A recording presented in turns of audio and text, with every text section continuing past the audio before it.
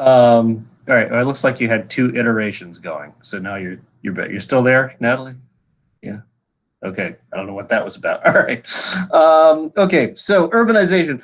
First thing to note here is that cities are well, they're not a new phenomenon. We've had cities, obviously, going pretty far back in human history, but the size and the scope of cities, is really an 18th and 19th century phenomenon that comes with industrialization. Prior to that, and you can even think back to our discussion of work in the economy, looking at the kind of jobs that people did. Most of the work that people did for millennia was working on farms, right? We were a pretty much agricultural species, human beings were. And it's really only with industrialization that the masses of people in developed societies moved to cities. And it's only since early in the 21st century that the majority of human beings live in cities. So this is a new thing.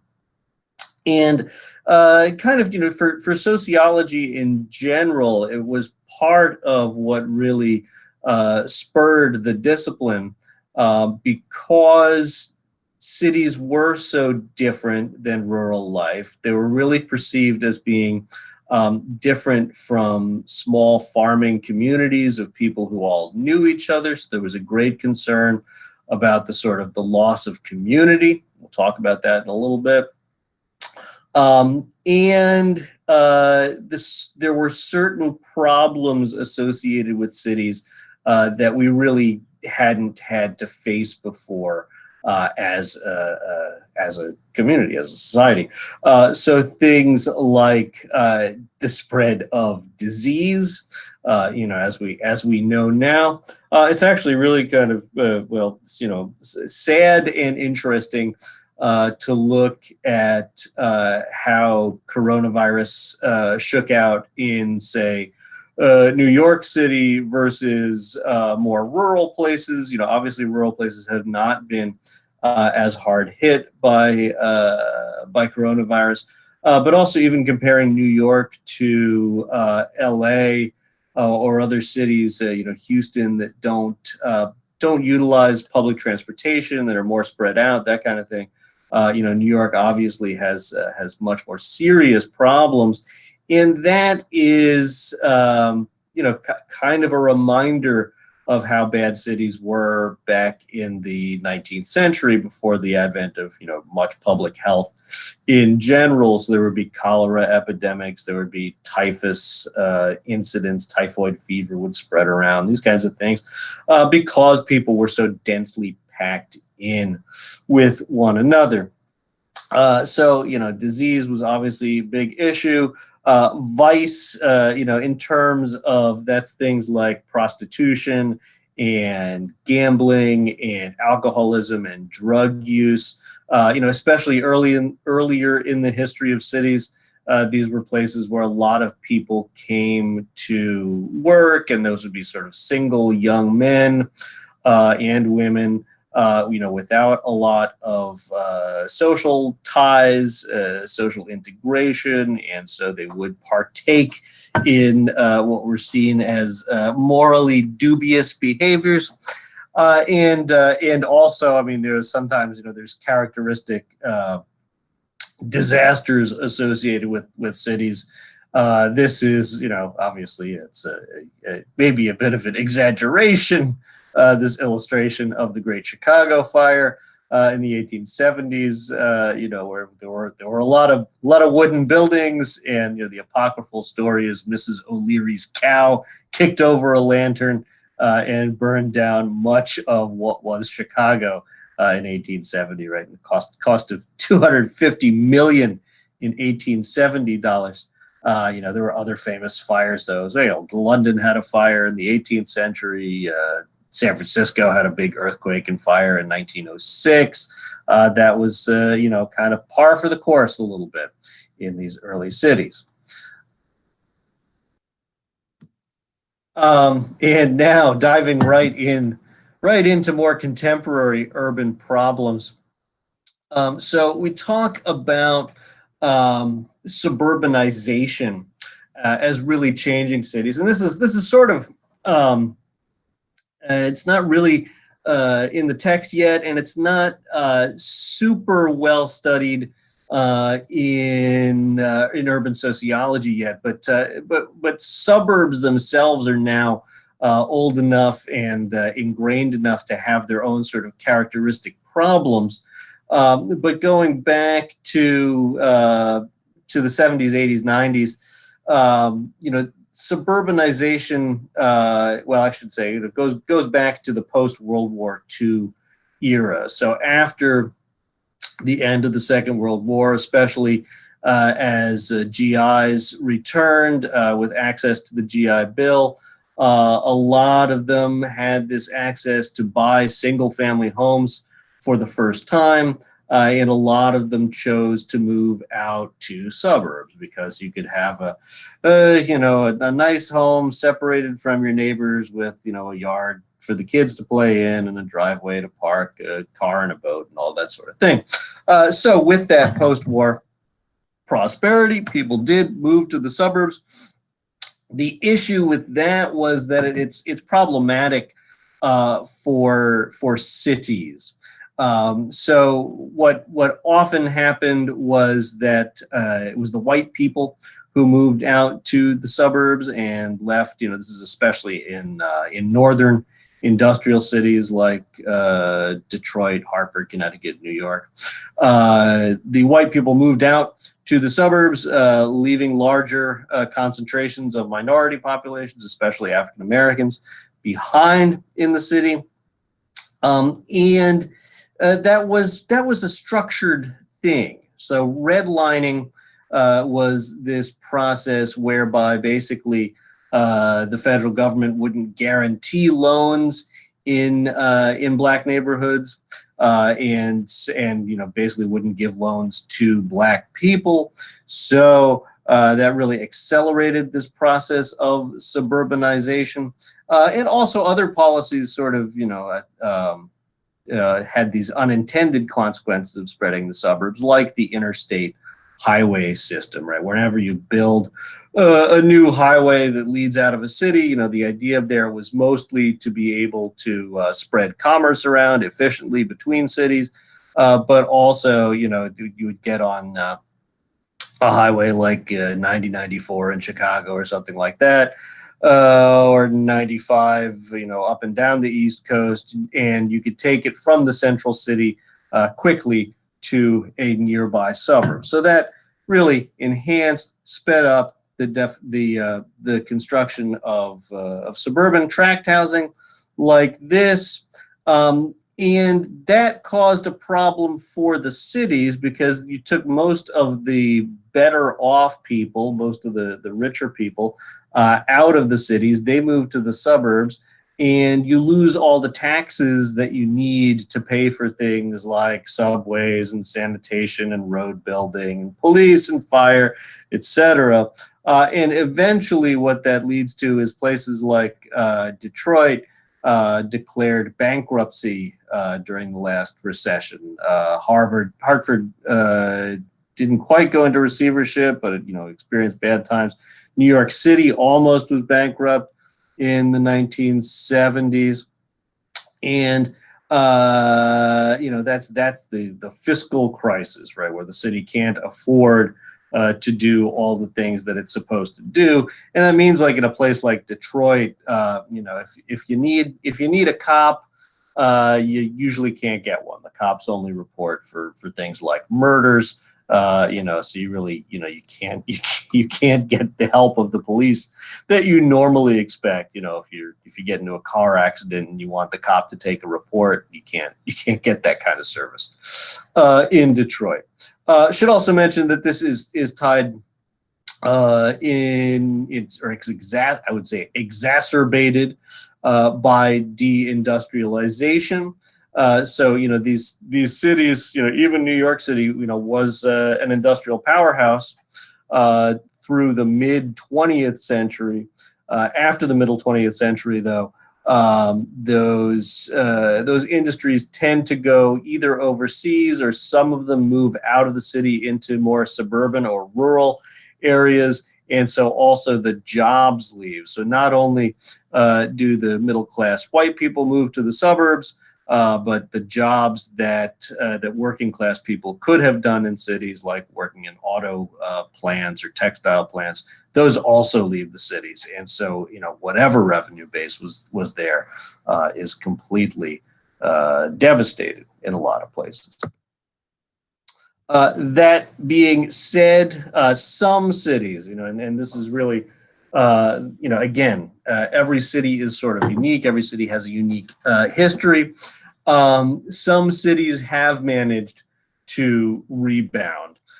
So some places, again, like this is Chicago. And I kind of, have some personal experience of this. I moved to Chicago in '94, and it wasn't a dead town by any means, but it was not the kind of tourist paradise that it sort of is now. And so downtown Chicago was really dead at 5 p.m. on a weekday, and the streets were pretty much empty. Where this bean sculpture that everybody who goes to Chicago now has to see, where that was a railroad yard that really had seen better days. But through the course of the '90s and the 2000s, Chicago really invested a lot in transforming itself into a tourist attraction, essentially, into a place with a lot of, taking old office buildings and converting them into luxury apartments, converting this old rail yard into a huge public park. This was the Millennium Park there. And several other cities, have been able to do this, right, to kind of turn their fortunes around, attract new service industries, right? Again, because that was part of the problem was, Chicago and a lot of cities lost their industrial bases. Now they have a base more in especially financial services, so banking, real estate, finance, insurance, etc. Again, though, that's a success story for some cities. The textbook says Cleveland, which I guess there's still some debate over how good a shape Cleveland is in. They do have the Rock and Roll Hall of Fame and a couple of entertainment districts, but there's a lot of Cleveland that's not really rebounded. Detroit, again, like Detroit. Detroit has like this very compact downtown area at one or two neighborhoods that have turned around. But if you leave those neighborhoods, it's still it's devastation. It's like driving around in a post-apocalyptic war zone, kind of. So again, I guess the point is it's pretty spotty. But again, Chicago definitely. New York City, I would say, again, New York had real serious fiscal crises in the 1970s, 1980s. Now, you can barely afford to stand on the corner in New York City, right? All that land has been bought up. Brooklyn is now, multi-million-dollar apartments and that sort of thing. So New York has really turned around, and some smaller cities have done that as well. Cities like Chattanooga, cities like Asheville, North Carolina. But again, should point out there are plenty of cities that haven't turned around like this. So Camden, New Jersey, Allentown, Pennsylvania, Newburgh, or Rochester, New York, these different middle-sized cities that lost their industry and really show no signs of revitalizing in the way that some cities have. I'm not sure it's necessarily a problem, but we talk about cities, and again, this is tied to suburbanization. Cities have sprawled. Cities have taken to occupying wider and wider areas of land, and we refer to that as urban sprawl, unplanned, which I should say, every housing development, every shopping mall that's in the suburbs, I mean, it's planned, but it's not coordinated. In the United States, we really don't have a coordinated land use policy. And there are only even a couple of urban regions that have any sort of a governance body that says, like, oh, you can build here and you can't build there, and you need to leave some farmland over there. That's, the free market is basically allowed to make all the land use decisions in the United States. And so that's why you get this great degree of urban sprawl. Let me just see if I can show you quickly, what this looks like.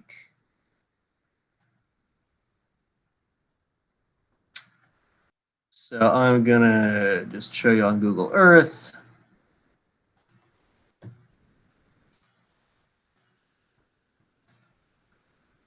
If we zoom in, well, first to show you, whoop, that's Africa. What's it? Oh man! All right, flying around the world now. Let's look to Bavaria, where they're really good at doing urban planning. And if we zoom, it's taking a long time to draw all those. Okay, so where are we? Bayreuth, Erfurt. I'm trying to get my bearings here. Okay, here's Bavaria.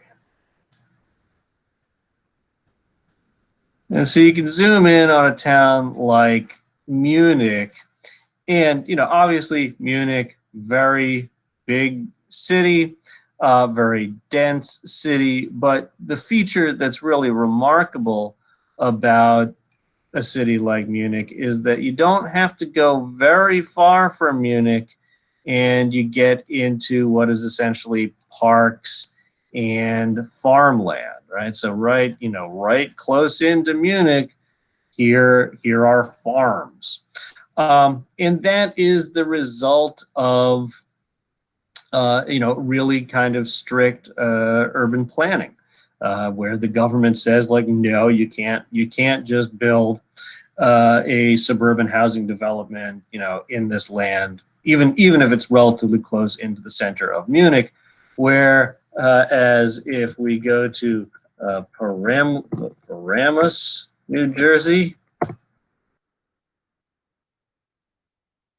which is in sort of, what we call the megalopolis around New York City. So, here across the river is New York. That's, what we expect as the center of things. You zoom out from New York, you don't find much farmland, right? You got to go really, really far away from New York before you'll find farmland. What you do find is this sprawl of what you have in, where are we? Where's Route 17? Here we go. What you have in Paramus, right? So you go, we got a golf course here, right? Malls, big parking lots, and housing developments, right? Oh, is that a cemetery? I think that's a cemetery. Maybe it's a nursery. Okay. But, again, what's the point? The point is this is sprawl. And that has some problems that go along with it. Let me find. Okay. Did you not see any of that? Did you I saw it. Oh, okay, good. All right. So I'm going back to the slideshow now. Okay, good. And all right, good. Right. So problems along with that. Oops, going back.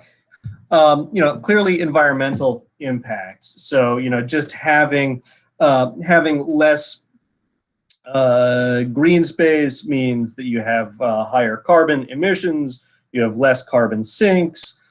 People drive a lot, so that increases smog, again carbon emissions, but sulfur dioxide, all these kinds of issues that go along with that. Long commutes, which are found to not necessarily be good for your mental health. Some people criticize these as soulless communities, because you'll find we call them bedroom communities a lot of the time. These are places where people really only go to sleep at night. People don't really kind of have an identity, of all these various suburbs that are around the main city. And again, I think at the beginning of the class, I asked you guys, where are you from? And if you're from near a big city, you'll say, oh, I'm from, big city X. You probably don't say, oh, I'm from Schaumburg, Illinois, right? You don't really identify with these suburbs. Again, that produces what we call a megalopolis. The New York, Boston, DC corridor there along the East Coast is basically considered a single megalopolis now, and you can really kind of see there's barely any interruption in the sort of urbanized space there. And also this includes edge cities. So Paramus, that I was showing there briefly, this is what Paramus looks like on the ground, or at least this is what one of the malls looks like on the ground. So sprinkled amongst these suburban developments, are these commercial centers. And so there are certain cities, that really people go to, to shop. Some people live there. A lot of people go there to shop, and that further, of course, degrades central cities' tax base, because, instead of going to Manhattan to shop now, people, in North Jersey go to Paramus and shop at what? That's Bloomingdale's, right? Bloomingdale's, Nordstrom Rack, Century 21, whatever these things are, right? Okay. Clearly, as I mentioned before, suburbanization left a lot of poor people behind in cities. And I should also note that as I was kind of alluding to before, some of this is a feature of suburbs now. So some of these suburbs, again, they began in the post-World War II era. Some of those suburbs are now quite old, not really attractive to the middle class, and so you get some suburbs like, I'm just trying to think, we call them collar suburbs, so the suburbs that are closest into the city.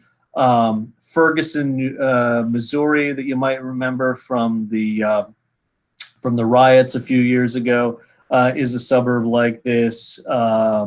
There's a number of them around Chicago, like Midlothian, Illinois, or Crestwood, Illinois.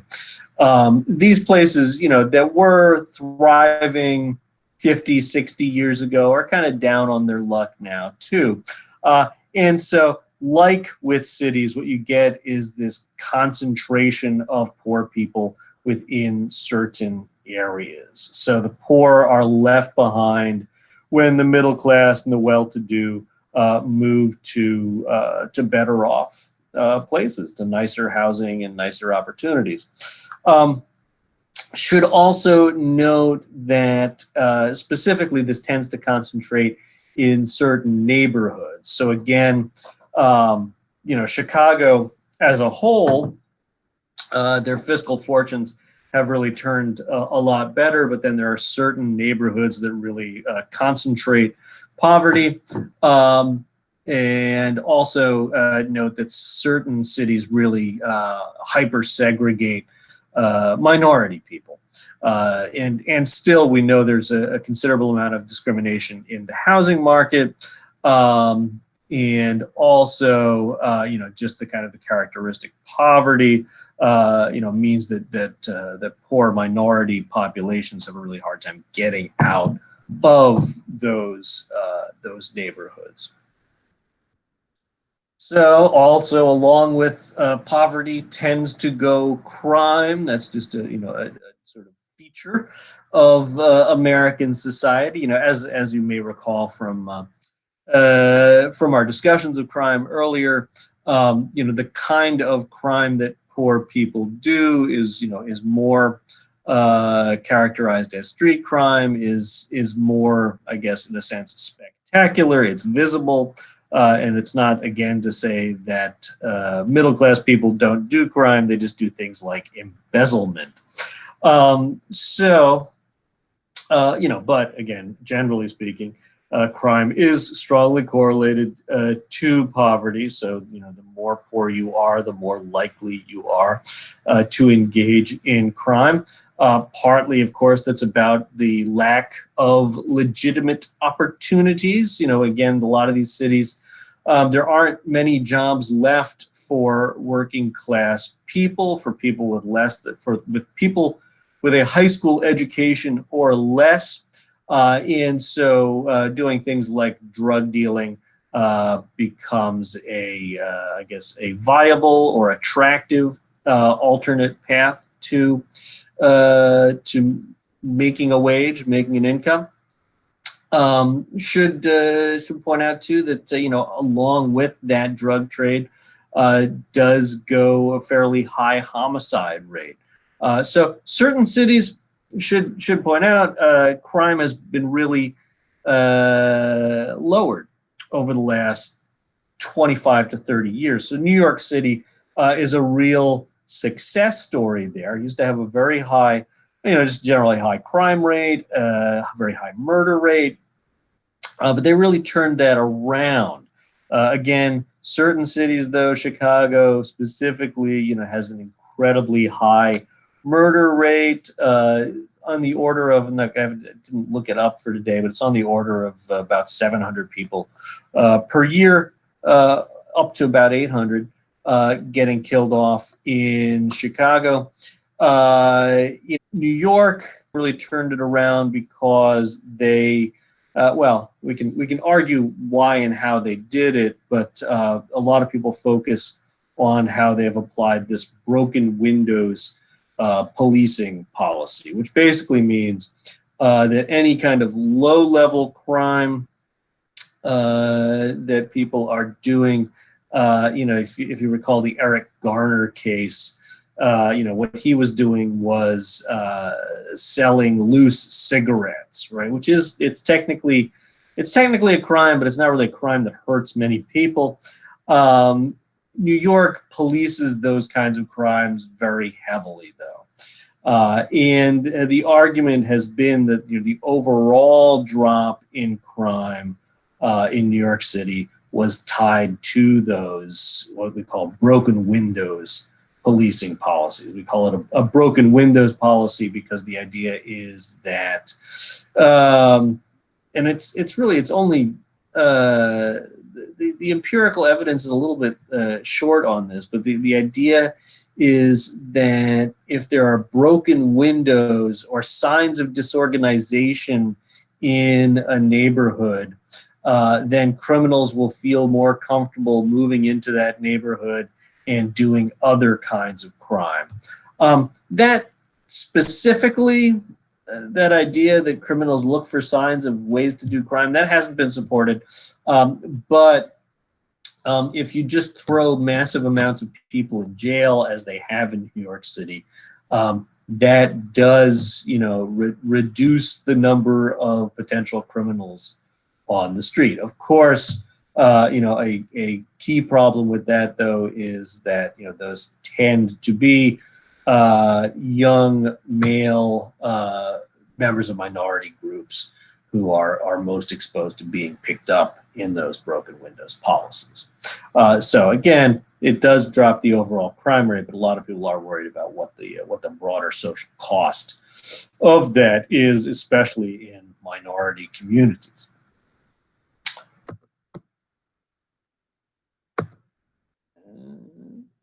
Sorry. That doesn't. Okay, there we go. Housing. Right. Of course, on a certain level. What is what is a city for? It's for housing. It's a place for people to live. The issue of housing, though, is that unless you are well-to-do, you can have a really hard time finding adequate housing in cities, and this really goes back, throughout the history of cities. So there have always been people living in really terrible housing conditions. Arguably, things are better now than they have been in the past, but realistically, there's still lots of problems. So just a little bit of history here. Early on in America, we had this kind of dangerous tenement housing. These were, often 3 or 4 story wooden buildings that crammed families in. You'd have 8 or 10 families living in a couple stories of a building and sharing bathrooms with each other. There'd be like one bathroom for the floor. So it was pretty disgusting. It was pretty crowded. These were wooden buildings. They were subject to burning down quite frequently. And so that was perceived as an important social problem. And beginning really during the Great Depression, in the Franklin Roosevelt administration, the federal government started to step in to try to get rid of those tenements. So there were these tenement clearing programs beginning in the 30s, really picking up steam in the 1940s and 50s.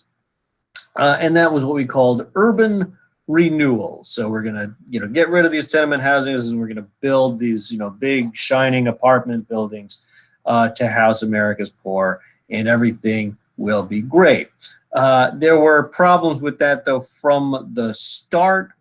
So in many cities, this is St. Louis here, but New York, Chicago, LA, all had some features of this. Where the urban renewal tended to be targeted at neighborhoods close to downtown that were filled with minority people. And so it became kind of common to call urban renewal Negro removal, because that was, essentially what the outcome was in a lot of these projects. So they would knock down the tenements. They would sell the land, the good land, to developers at a low price. The developers would put up, nice apartment buildings for middle-class people, and then the minority people and the poor were moved to public housing. And so starting again in the 30s, but really picking up in the 50s, we, as a country, built. You can see towards the background what they look like. These kind of tall apartment complexes that would house a few hundred people. The problem with this, well, there were many problems with this, and they began right away, essentially in the 1950s. And this kind of housing, you can still find it in a few cities. New York City was able to sort of do a decent job maintaining their public housing, but in most cities by the 2000s, this housing had been knocked down. It was full of problems, basically because the federal government would pay for the housing to get built, but then never budgeted anything for the upkeep of these buildings. And there's a whole bunch of other things that make things worse off in public housing. The requirement, essentially they required people to be and to stay poor, and so they often families found that this encouraged people to not get married, and so this kind of exacerbated the single parenthood problem. And the bottom line was, in some places by the 60s, these These buildings were already very run down. The elevators, the plumbing wasn't working. Gangs were moving into abandoned apartments, that kind of thing. These became very horrible, horrific places to live. This is the Pruitt-Igoe complex in St. Louis. It was built in the 50s. It was knocked down in the early 70s, where it only lasted less than 20 years. And again, some cities lasted longer. Chicago's lasted until the 90s, essentially, but essentially all of them in Chicago have been knocked down. Again, some places have a bit better experience of this. The follow-up to the government building housing has been this program called Section 8. And what Section 8 is essentially vouchers that poor people can get to subsidize private rentals. If a landlord wishes to participate in the Section 8 program, they will get what is essentially a guaranteed rental income that's subsidized by the government if they meet certain kind of baseline standards for having livable housing. That works for certain families. This is the way that a number of poor families are able to afford housing. But again, there are problems with this program, most notably being that it's really inadequate to meet demands. So in almost all cities that have Section 8, there are wait lists that are sometimes like 20 years long. So there are poor people who qualify to get these Section 8 vouchers, but there aren't enough vouchers to go around. And so you put your name on a list, and maybe in 20 years, you can get a housing voucher too. In the meantime, you're kind of stuck with very little money to pay for housing, and maybe transitioning in and out of homelessness. So that leads to, again, the people who don't have Section 8, or people who have Section 8 but still can't quite make ends meet. Some people argue there's a real eviction crisis in the United States. The sociologist Matt Desmond has been doing a lot of work on this issue. His point is that how to put it, that providing housing for low-income people is, well, one of his people he interviewed said, the hood is good. So renting houses to poor people in poor neighborhoods is actually a pretty good business strategy. Because you can buy a rental property for relatively cheap if it's in inner city. The city he studied was Milwaukee, but inner city Milwaukee, inner city Detroit. Very, very cheap if you've got the money to buy a house, and then you don't really have to spend much money maintaining it if your renters are poor. And sort of built into the business model for these folks is that they will just evict people if they can't make ends meet for a couple months in a row. And there are a number of problems with that. Evicted tenants generally don't get represented in the court. So, if you had a decent lawyer to argue for you, you could usually frequently come to some kind of a settlement or some kind of an arrangement so that you wouldn't lose your housing.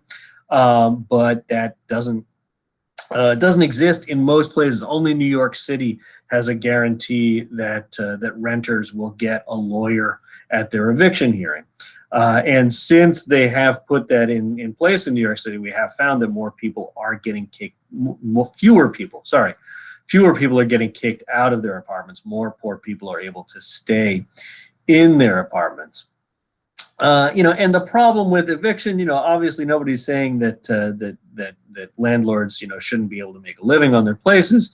It's just that when people get evicted, that leads to a whole other host of problems. So not only do you lose your home, but in many cases you lose your property. So this is an old illustration, but if you've lived near the inner city, you'll see this. You even see this, certainly in poorer neighborhoods in St. Petersburg from time to time. The sheriff will come if somebody's getting evicted, and a mover will come and put all the stuff out on the street. So you lose all your property. Obviously that is a pretty significant hit to your pocketbook. And not to mention that tenants tend to be responsible for the court fees that go along with evictions. This adds to many poor people's debt. If we can quickly here, sorry, let me change the presenting mode. Oops. Present my entire screen. Okay. All right. So Desmond has done this work on evictions.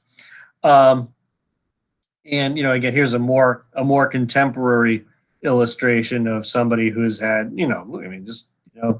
what would you do? I can't even imagine what you do with all this stuff, and you think, well, it's just, groceries, it adds up, right? This is, thousands of dollars worth of stuff for somebody who's already on, shaky financial ground. They're going to have a hard time of it. Just to look at, the numbers on some of this, what's notable is that it really varies across the country. So, you can look at the state level. California only has about, a 0.83% rate of eviction. Okay. And what that 0.83, but that means that less than 1% of renters get evicted in a year. Whereas if you go to the worst places, so South Carolina, right, about 9% of renters get evicted in a year. And, in our own, is this working? Yeah, okay. In our own area, things are not actually so bad, right? So a 2.5% eviction rate, but that's still a significant chunk of people. And where Desmond was, if you go to a city like Milwaukee, right, 3.25%. What this, again, what this means is that a lot of the renters in America are really exposed to some pretty serious hardships in any given year. Let me get back to the PowerPoint. Where am I?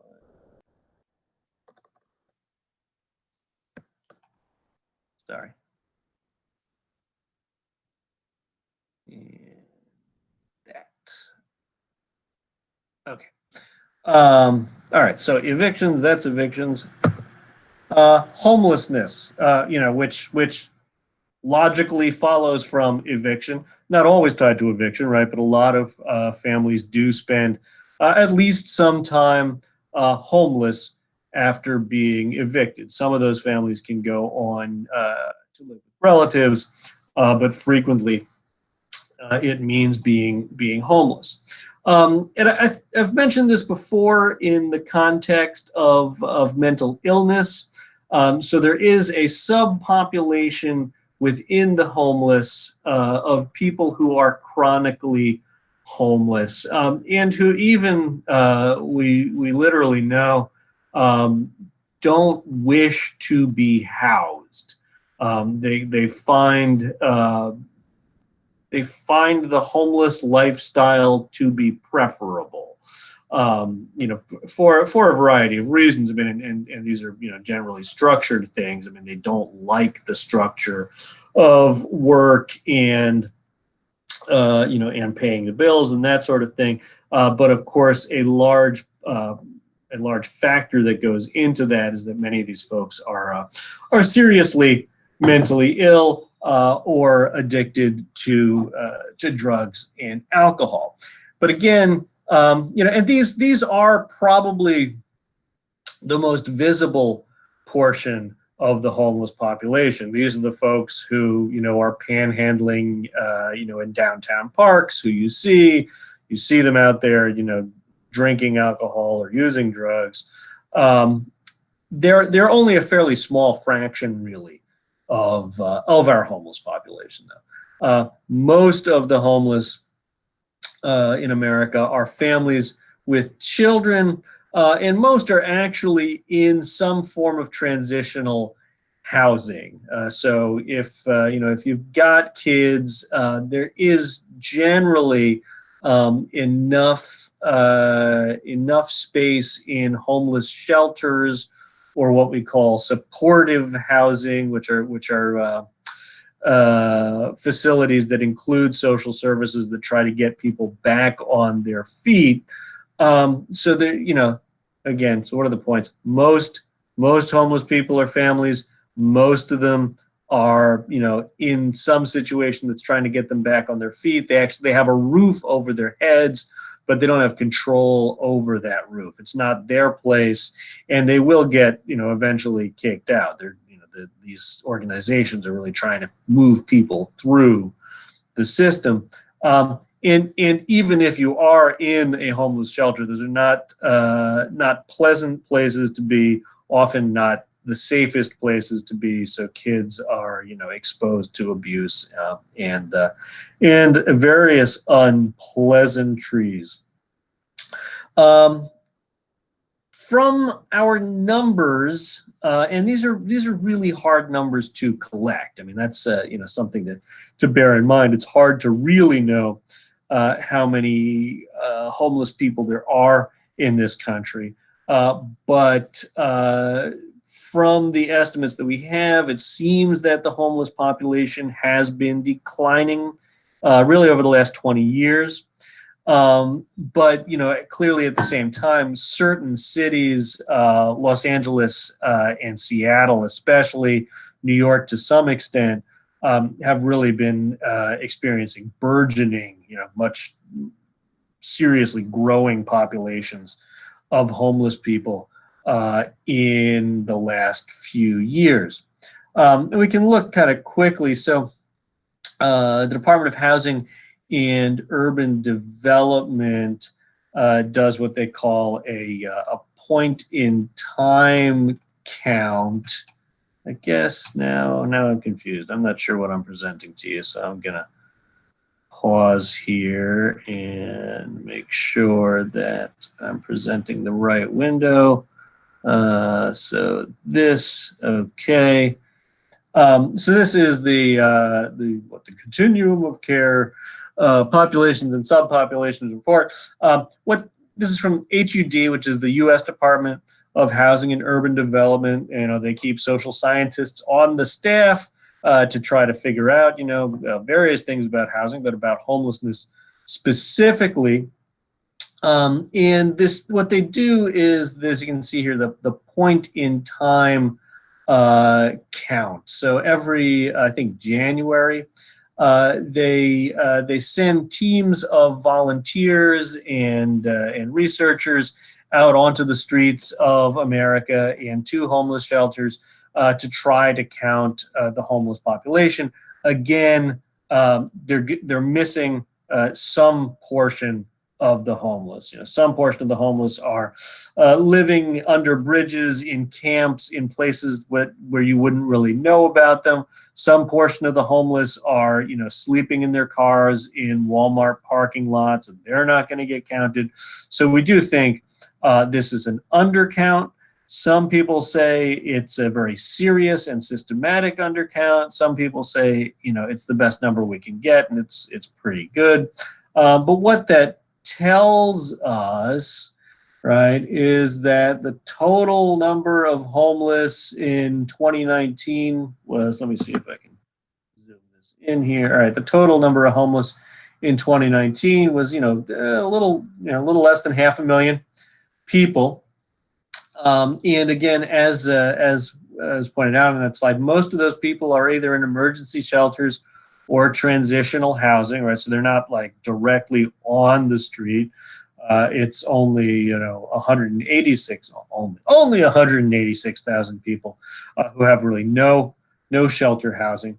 And again, this is mostly persons in households with children, right? So mostly, no, not mostly.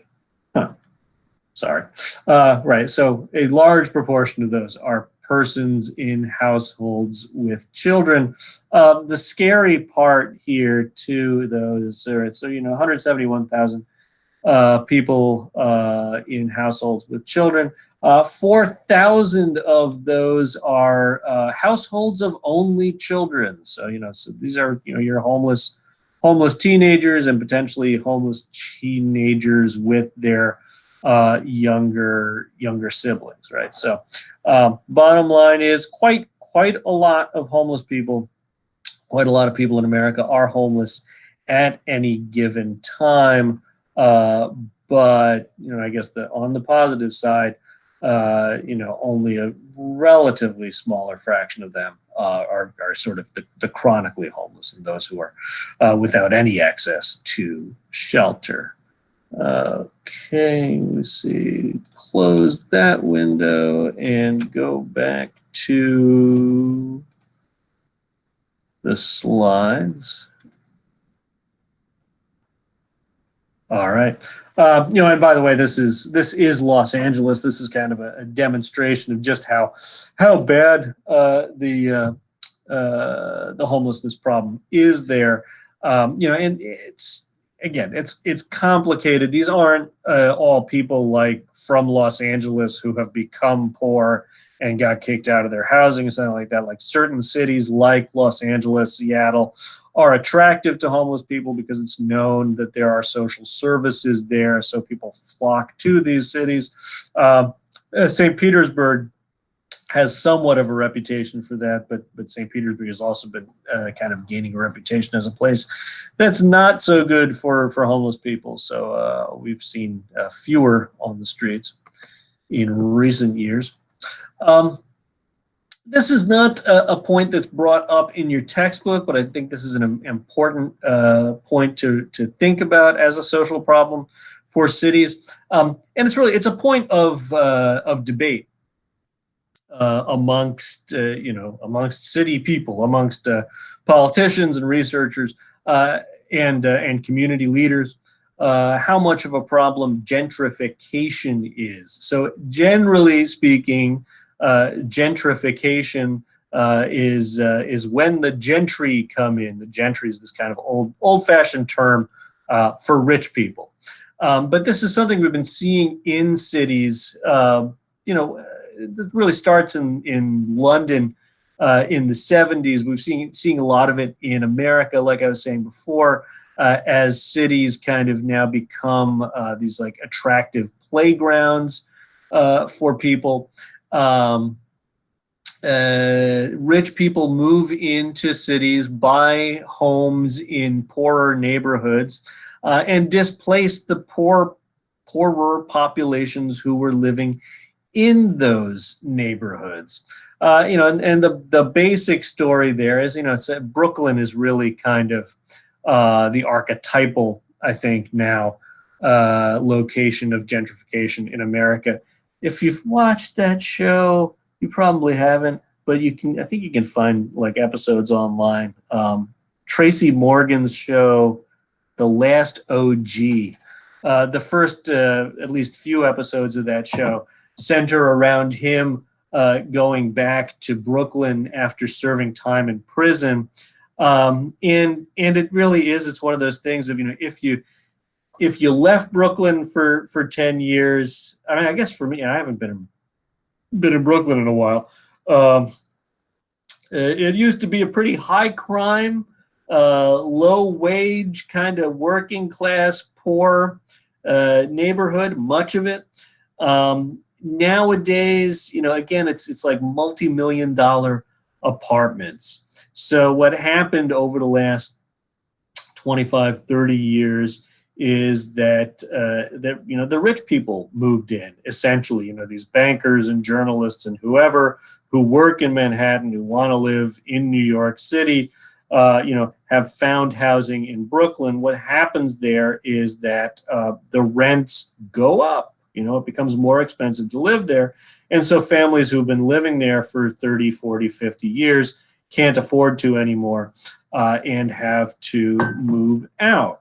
And so the social problem aspect of that is people who say, well, this is devastating to communities because, your old neighbors are gone, the old shops that you were used to shopping at, the restaurants, etc.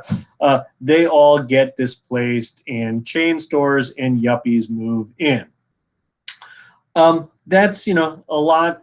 And I would say certainly within the sociological writing, that tends to be the opinion on gentrification. Others, though, are less sure about this. So, certainly urban politicians generally are at least tacitly in favor of gentrification because it provides a much stronger tax base against, again, it makes it so that they're more able to afford fire trucks and police and sanitation and those kinds of things because it raises the tax base in the community. The quality of businesses goes up, and even for people living in a neighborhood, as long as you can afford to continue paying your rent, so if you're like a lower middle class person living in Brooklyn, and now there's a Pathmark grocery store in your neighborhood where there's never been a grocery store before, or there's a chain pharmacy on the corner that charges discount rates for things, that can be seen as a really positive thing. So there's definitely debate as to how much of a problem gentrification is. Clearly, though, it often becomes these complicated interactions between the old residents and new residents. There can be some real social friction there. Sorry. One thing, the kind of the sign of gentrification is a dog bakery. If a dog bakery has moved into your neighborhood, that it has gentrified. And obviously for a lot of older working class residents, this seems ridiculous, right? Why? Just why? Why a bakery for dogs? Okay, anyway. And frequently, we should also point out this is often overlain by racial tensions, because frequently, not always, but frequently what's happening is that poor minority populations are being replaced by wealthier white populations. And, obviously that then means that those poorer people have to find, housing elsewhere and potentially in much worse places than they were to begin with. But it's not always a matter of race. We have some places where white people are getting gentrified by richer white people. We have some places like Harlem where there is some population of white people moving into Harlem, which is this neighborhood on the northern side of Manhattan. But most of the gentrifiers are well-to-do African Americans. Globally, obviously, like I said at the beginning of the lecture, urbanization is now a global phenomenon, and we are a urban species. So this is all over the world.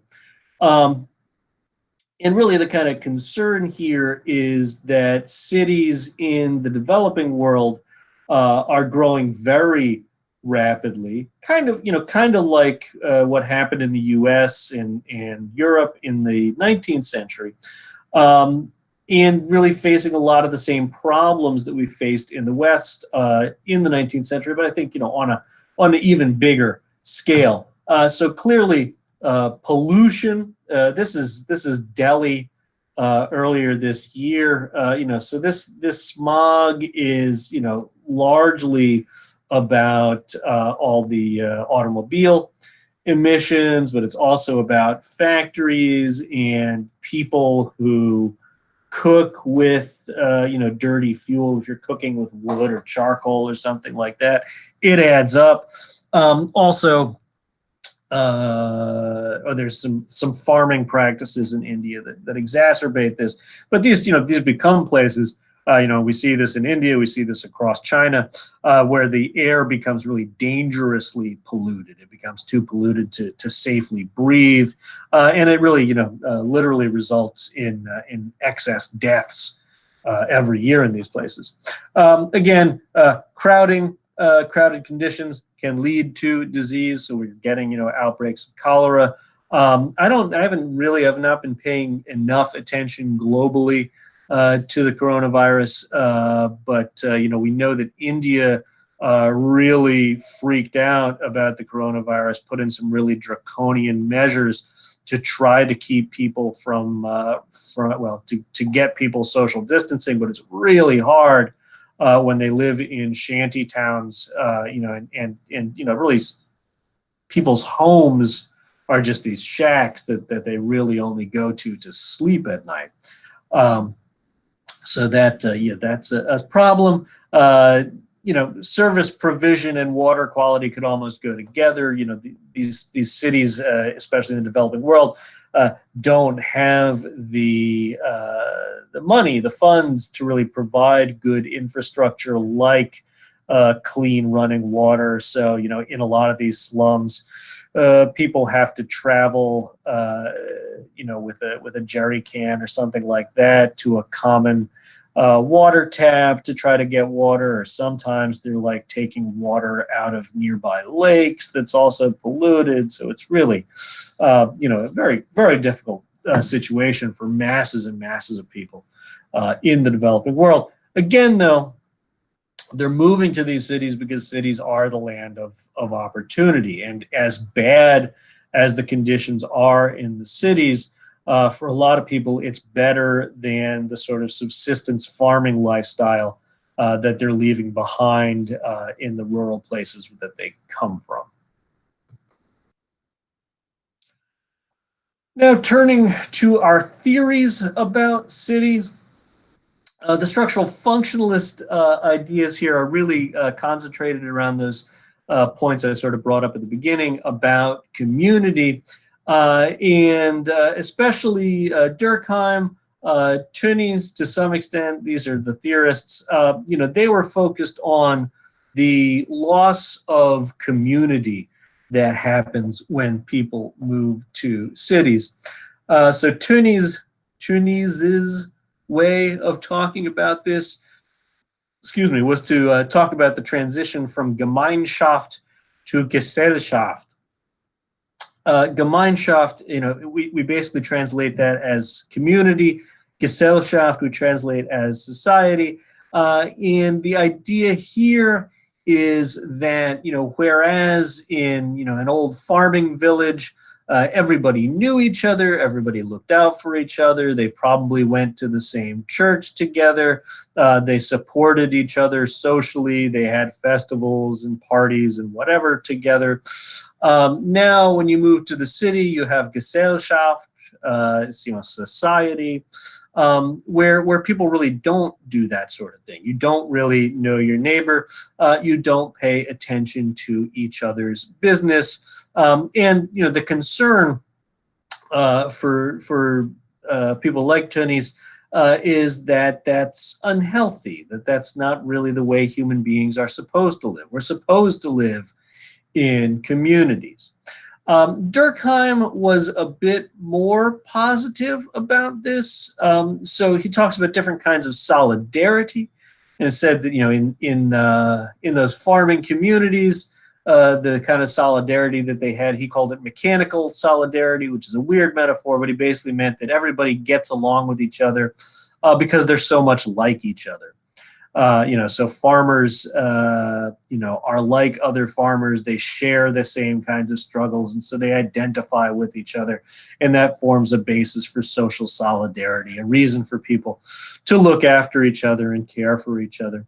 But he says that in the urban society, you can get a different kind of solidarity. He calls that organic solidarity. And what he means by that is that people have different linkages to each other. And we've heard some talk about this during the coronavirus crisis, with respect to, all the people who you depend on. So you may not be able to identify with a restaurant worker if you're not a restaurant worker. You may not be able to identify with a long haul trucker. But you, I think, especially now, recognize their value and recognize that they make an important contribution to society. And that recognition of everyone's sort of unique and important contributions, Durkheim believed would be a basis for a new kind of solidarity that you get in cities. So really a kind of a web of relationships across each other.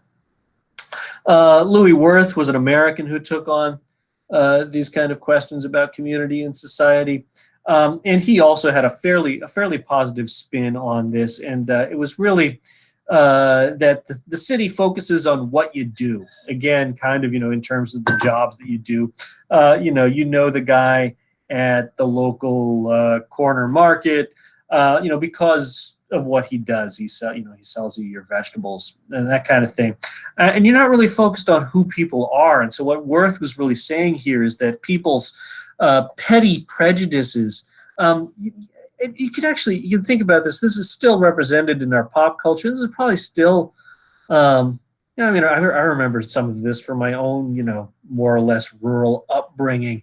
It's like, you think of people from like the next town over or two towns over as somehow bad people, or certainly, racial and ethnic prejudices are driven, in part by having these, rural people who are not exposed to different sorts of people. And there is, it almost feels like a natural tendency of people to negatively judge those who are different than themselves or who one never has to interact with. What Wirth shows is that, by interacting with all different kinds of people, as one must in a city, you become much more tolerant of different kinds of people. And so, this is a kind of what cosmopolitan literally means, is that you have this outlook that's more embracing of difference, and that can be a really positive thing for people.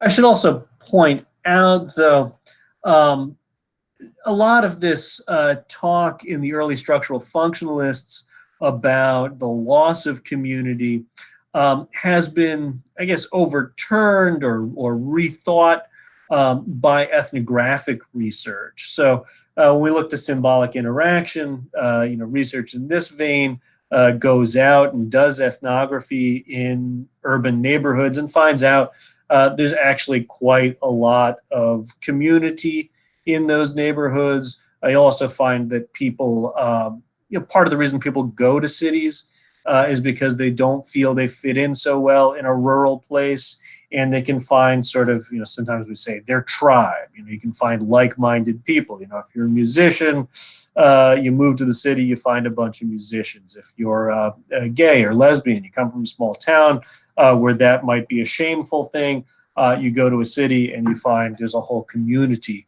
there for you. Just a couple other interactionist points here. Zimmel noted the blasé attitude. And so this is, I think, characteristic of urban people, is that they tend not to get too invested in things, especially in the sort of things that go on in the street or in the public square. So the blasé attitude is that attitude that allows you to ignore the homeless person who's begging, or to keep walking if there's a car accident. Again, and some of you who may have more rural upbringings may remember some of this. Be if there's a car accident on Main Street in a small town, like, everybody will come out of their business and be like, oh, this is excitement. What's happening? And really get into each other's business. Whereas, in New York City, a piano could fall from a 20-story building and people are just going to walk around it. This is the blasé attitude that you develop because you have to have that, because there's just so much going on in the city. Some people argued that really overall cities were bad for your mental health. They cause all kinds of anxiety problems. Sroll, is just one person who really, finds out that that's not so much the case. We do these large scale studies. Mental health is just about as good in cities as it is elsewhere. Conflict approaches tend to focus on development and how land use is organized in cities. And to some extent, Desmond's eviction work is right up this alley. The growth machine model, I would say, is one of the really important models here, that really kind of looks at how city development is largely driven by a certain class of people, I guess you'd say, that he calls the growth machine. The people who will really make money off of development are the ones who really make the decisions on what happens in a city, at least in terms of land use. And what Logan and Malich point out is that politicians tend to just go along with whatever developers want, because somebody's going to make some money, and the considerations of things like environmental quality, quality of life, what's best for the community, take a very kind of distant second or third place to questions of how can we make money right now by building in the city. One thing they tend to point to is stadium development. So, and this actually, we've entered an interesting era, I would say, over the last really like 5 to 10 years, where cities are now kind of balking at building stadiums. But for a long time, cities contributed millions and millions of dollars to building things like, this is the Citi Field in New York. Seeing a stadium as a good thing, and as having a positive economic impact, when the evidence really doesn't suggest that they do have a great economic impact. Building a stadium clearly has a great economic impact for the developers, for the construction companies that build the stadium. But in the long term, you can see this is a lot of unused land in a really prime place in the city. Most of these baseball stadiums, they're only going to be occupied 81 days a year, maybe a few extra for some concerts and things like that. Football stadiums, what is it? 8 games a year, right? A week, that's maybe not a great use of that space, but again, developers, the growth machine, really push these projects. And in the past, at least, they have tended to go through when people want them to. A different way of looking at this, David Harvey, really points out that what a neighborhood feels like, how a neighborhood changes, is really driven by investment decisions that often happen at a fairly high level. So a lot of the development and the change in Brooklyn came about because certain banks decided that they wanted to take a shot at making money in Brooklyn, and of course that displaced a certain portion of the population, and really changed the landscape ultimately. Especially in some places like downtown Brooklyn, Bedford-Stuyvesant, those kind of areas. Looking at politics, should say there's a real strong. I guess you'll start. I buried the lead here, sort of. U.S. political divisions are partly, or maybe largely, depending on your perspective, reflected in the rural-urban divide. And so the Republican Party and conservatives tend not to have much use for cities because their voters aren't there. Cities tend to vote blue. Cities tend to be Democratic, tend to be run by Democratic administrations. And so conservative politicians have been really uninterested in funding urban programs that used to have things like block grants that go to cities, and really they've been cut by conservative administrations. More generally, though, a conservative way of looking at how to run a city would be to say, like, let the free market decide. If a developer has the money, they should be able to knock down whatever they want to knock down and build whatever they want to build. So, in terms of trying to get cities to redevelop, they've favored things like enterprise zones, which are places where they reduce taxes in order to try to encourage development. But again, this is private development that they're trying to encourage. Conservatives don't advocate for cities to spend money themselves on developing things. The problems of cities, right, as conservatives tend to, right, they point to issues of personal responsibility. So, if you're getting evicted, that's because you made poor choices along the way. If you're homeless, that's because, you didn't stay in school long enough or whatever it is. And also point to, right, the problems of cities. The crime and that sort of thing is really tied to the welfare state, is to handouts and to people being really not forced to work hard on their own. Of course, liberals say the market is the problem, and so unchecked markets, a real lack of urban planning. Allowing developers to buy whatever farmland and build sprawling suburbs and commercial developments out there. That's what hurts cities. If the government had more of a hand in sort of controlling the market, things would be better. Also tend to point to racism. That tends to be more of an issue for liberals. And again, in pointing out things like redlining and why minority neighborhoods are as poor and decaying as they are. And of course, the watchword for liberals, or the stereotype is, tax and spend. So liberals would increase government spending to solve urban problems, right? So, housing programs and that kind of thing.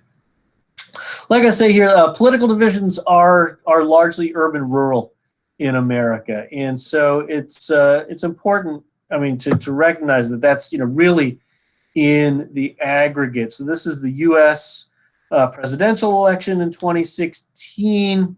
With certain exceptions, most of the rural areas of this country are red, are voted for Republicans, and it's urban areas that vote blue, that vote for the Democrats. And so, you see here, like, this is the area, the counties around Chicago in Illinois, and there's a couple of other urban counties, but for the most part, Illinois is rural, and the voters vote for Republican candidates, and again, you see that in different urban, so here's your Cleveland, here's your Detroit, here's your Ann Arbor, right? Other than that, though, Michigan, Ohio are very red states, with some exceptions, though. Should note, right? What's up with this? This is the rural counties of Alabama, Georgia, Mississippi. What's actually going on there is that's cotton country. Those are the areas that are still predominantly African American. Those are the rural counties in America that are African American because that is where slaves were kept. Still families living there, contiguous to the Civil War. Okay, just focusing quickly on social movements. So again, like I said, urban issues tend to be liberal issues. Liberals, the Democratic Party takes the lead on cities, and so we don't really have, or I could not come up with, really right-leaning conservative organizations that are focused on urban problems. So on the left, there are a number of organizations that are specifically focused on urban problems. National Coalition for the Homeless, obviously, the National Urban League, which was traditionally a purely African-American association. Now it is somewhat focused on what they say here, other underserved urban residents. But they work on issues like underemployment, civil rights, economic and political power for minority groups in cities. Just Shelter is an organization that actually started by the sociologist Matt Desmond to try to end evictions, or at least to reform how evictions are done in America. It's interesting right now. They are focused on COVID-related evictions, and this is kind of a sudden or a social problem that has sort of suddenly sprung to life, alongside the problem of the disease itself, is that a lot of people face eviction because they face being out of work because of all the restrictions along with COVID-19.